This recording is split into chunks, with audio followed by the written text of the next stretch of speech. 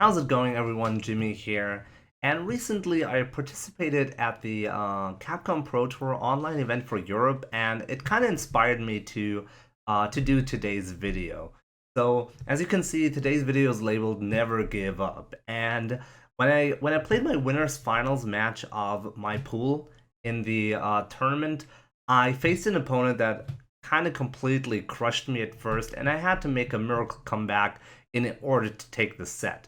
And yeah, I want to talk about this topic, the topic of like getting completely destroyed in a set and like not losing your composure. So how do you pull a win from these kind of bad spots? There are several things that you have to keep in mind when your opponent has a gigantic life lead. And yeah, so let's start off by the mindset that the opponent might be in when he has a really huge life lead. You might actually realize this yourself when you're playing your games. If you're outplaying your opponent and basically your opponent needs to make a miracle comeback, then you start to play very sloppy because you believe, hey, I'm the better player, I'm outplaying this guy, so you start to go into this lazy mode. And against a lot of players, you can make use of that. So players will tend to make mistakes once they have a huge life lead, and that's exactly what we want to look for.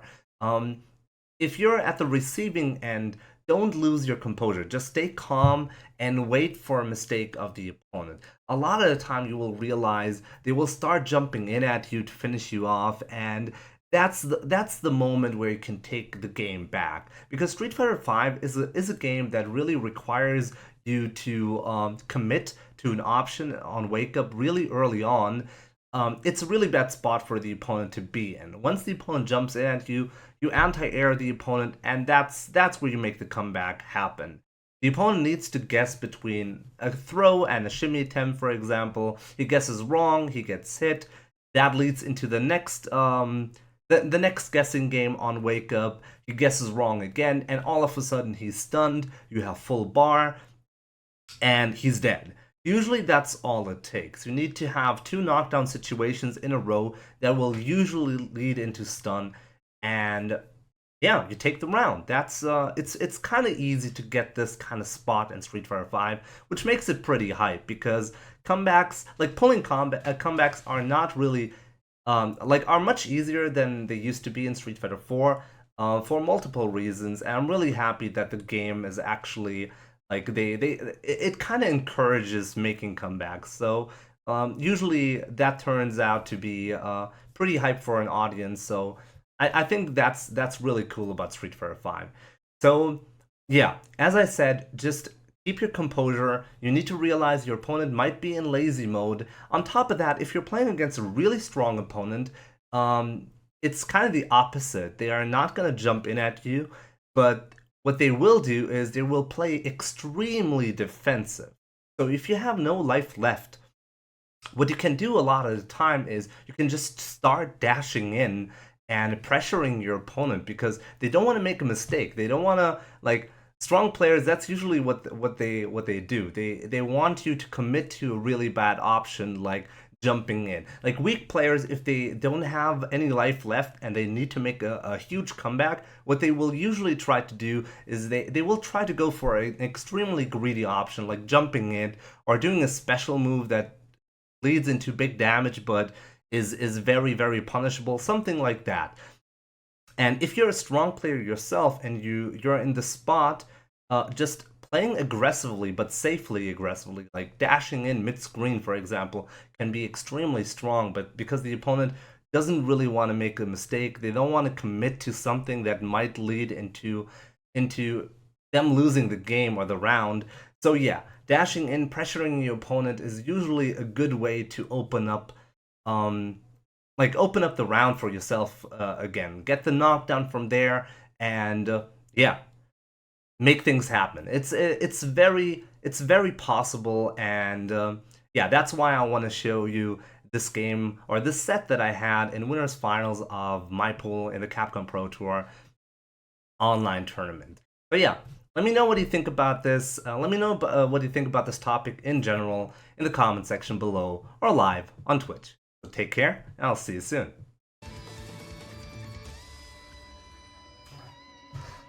Oh, he's from Switzerland. Really? I didn't know that. And he's a Nash player, so I'm actually kind of happy he's playing Nash because I do have a lot of knowledge about the character, even though it's I think it's one of Ryu's hardest matchups, but I think I can do this.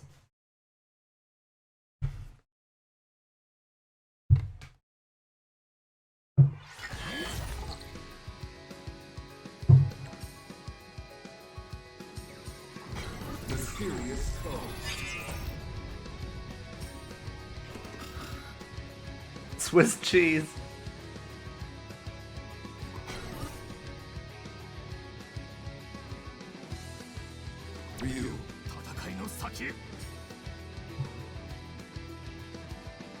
Please no hate. What's up? Base Goon, Backstein Co. Welcome. Okay, but I'm not going to be paying attention too much to chat. I'm going to be fully concentrated on this match now. Winners finals. I do want to qualify out of pools in winner's side. That would be awesome. So let's work on that.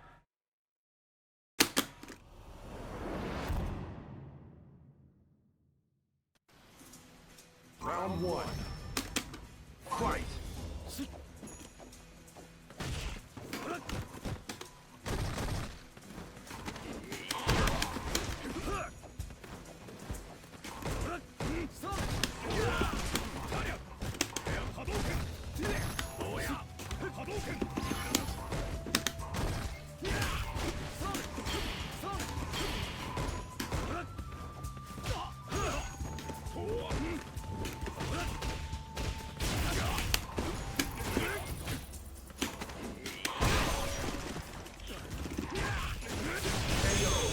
That was unnecessary.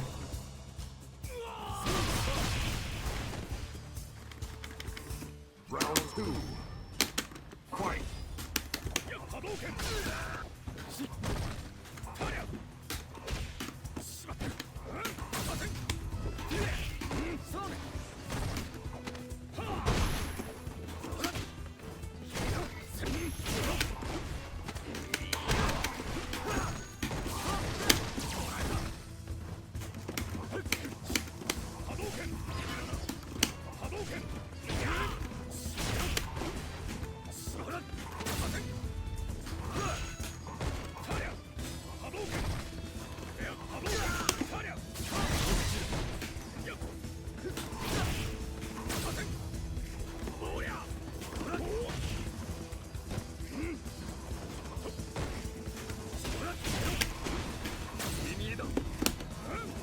Oh my goodness, that was a really bad game of me.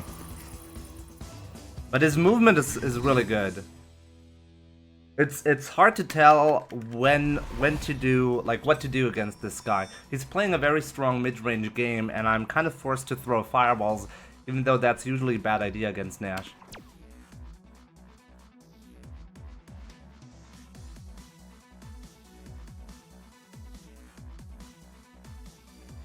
Round 1.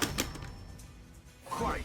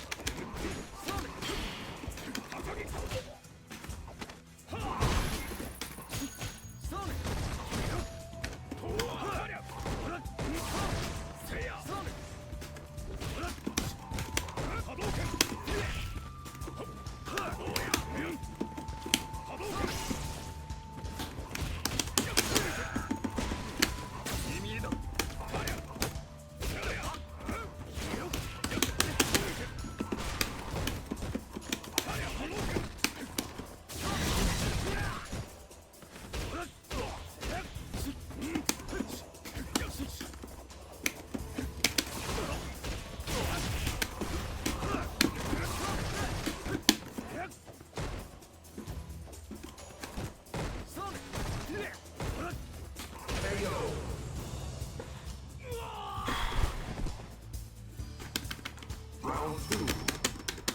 Fight.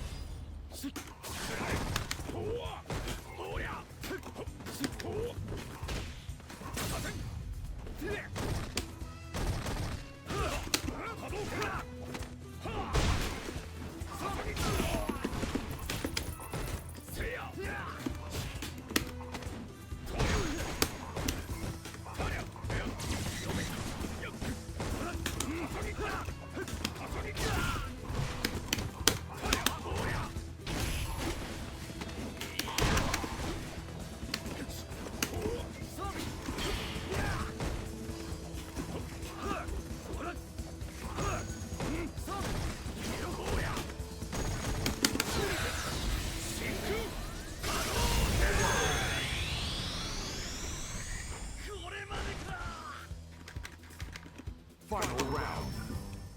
Fight.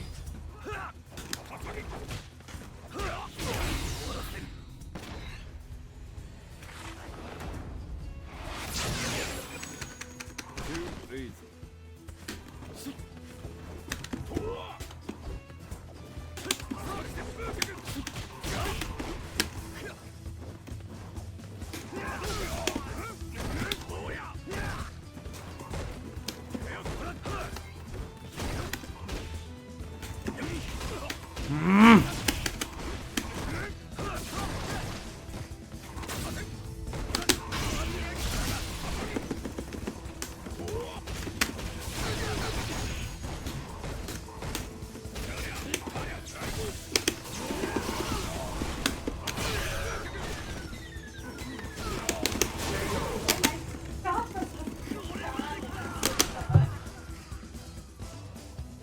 You win.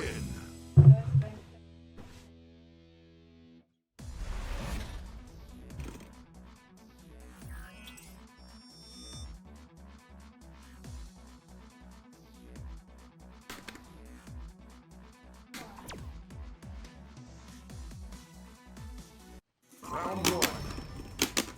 Fight.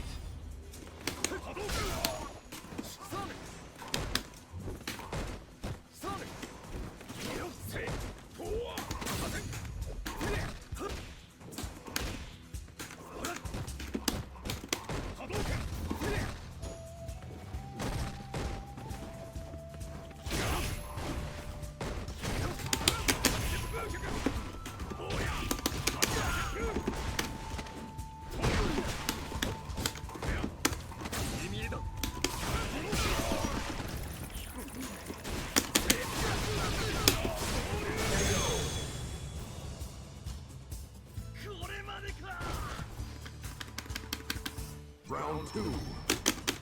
Fight.